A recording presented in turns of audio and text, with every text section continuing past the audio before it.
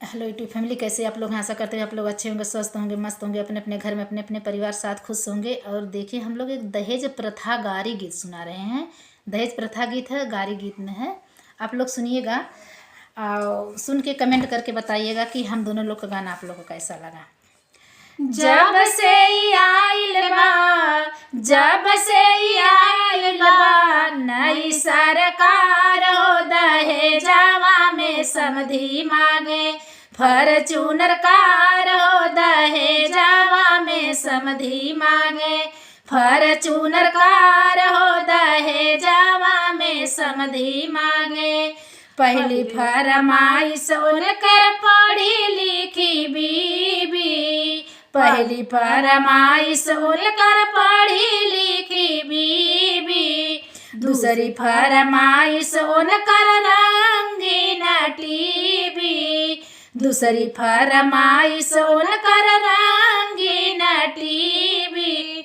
दूल्हे के भैया मांगे, दूल्हे के भैया मांगे साथे भी सियार हो, दहेजवा में समधी मांगे फॉर्च्यूनर कार हो, दहेजवा में समधी मांगे फॉर्च्यूनर कार हो, दहेजवा में समधी मांगे। इतना दिहे पे उनके कमी कतहूँ दिखेला, इतना दिहे पे उनके कमी कतहूँ दिखेला। दूल्हा के भैया माड़ाउआ में फौकेला, दूल्हा के भैया माड़ाउआ में फौकेला। रही रही के बोले जैसे, रही रही के बोले जैसे बड़का सियार हो, माड़ाउआ में समधी मांगे फॉर्च्यूनर कार हो, माड़ाउआ में समधी मांगे फॉर्च्यूनर कार हो, माड़ाउआ में समधी मांगे। जब से आइल बा, जब से आइल बा नई सरकार हो, दहेजवा में समधी मांगे फॉर्च्यूनर कार हो, दहेजवा में समधी मांगे। 10 लाख मांगे समधी तिलक बरच्छा, 10 लाख मांगे समधी तिलक बरच्छा। सोने के कलशा पे लगाइब द्वार पूजा, सोने के कलशा पे लगाइब द्वार पूजा।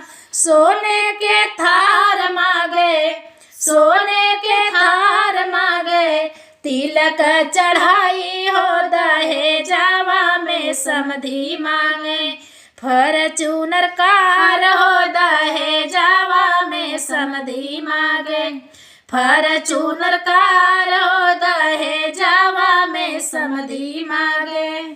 मड़वा हिलाई मांगे समधी हीरो होंडा, मड़वा हिलाई मांगे समधी हीरो होंडा। सिकड़ी रिरकैल जैसे काशी जी के पांडा, रिरकेल समधी जैसे काशी जी के पांडा।